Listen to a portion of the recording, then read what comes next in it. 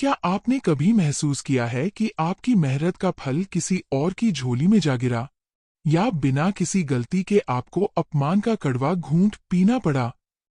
दुनिया कहती है कि भगवान के घर देर है, अंधेर नहीं। पर क्या वाकई? क्या कर्म सिर्फ एक शब्द है, या एक ऐसा गणित जिसे समझना इंसान के बस की बात नहीं?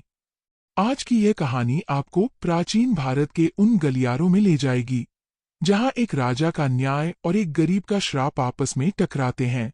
इस कहानी के अंत तक पहुंचते पूछते आप खुद से एक सवाल पूछेंगे, क्या आज मैं जो भोग रहा हूं वो मेरे कल का हिसाब है? चलिए समय के चक्र को पीछे घुमाते हैं और चलते हैं उस रहस्यमयी रात में। अध्याय 1, राजा की दुविधा और अनजाना अपराध।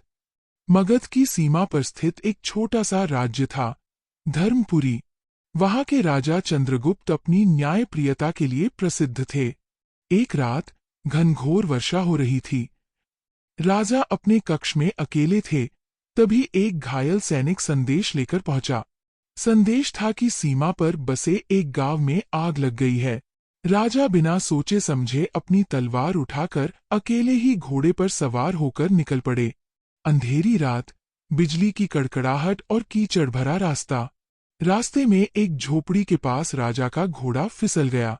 राजा गिरे और उनकी तलवार म्यान से निकलकर झोपड़ी के भीतर जा गिरी।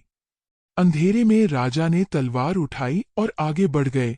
उन्हें नहीं पता था कि उस रात उनकी तलवार ने अनजाने में एक ऐसे व्यक्ति का लहू बहा दिया था जो रात भर जागकर पूरे गांव की रक्षा के लिए प्रार्थना कर रहा था।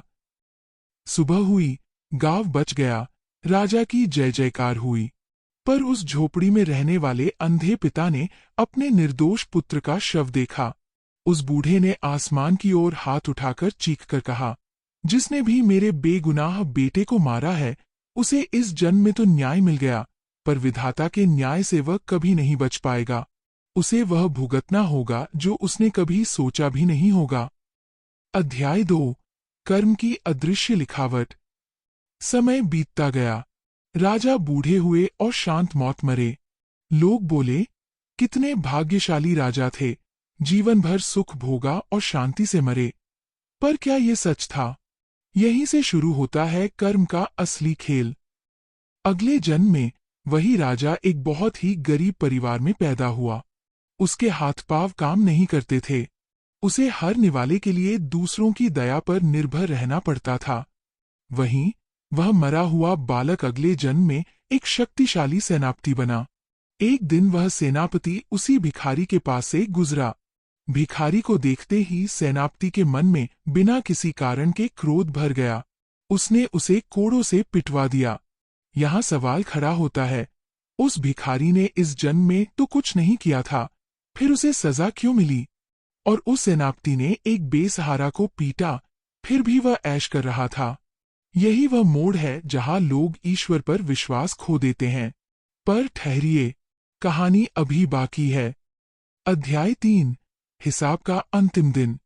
सालों बाद एक भयंकर युद्ध हुआ। वह सेनापति दुश्मन के हाथों पकड़ा गया। उसे उसी अंधेरे कमरे में डाल दिया गया जहां वह भिखारी पहले से कैद था। भूखे प्यासे दोनों ने 7 दिन बिताए। उस एकांत में सेनापति को अपनी गलतियों का एहसास हुआ। उसने उस भिखारी से माफी मांगी जिसे उसने कभी कोड़ों से मारा था।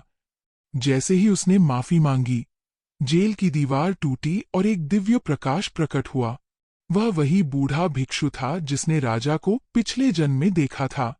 भिक्षु ने कहा, पुत्रों, आज तुम्हारा हिसाब बराबर हुआ।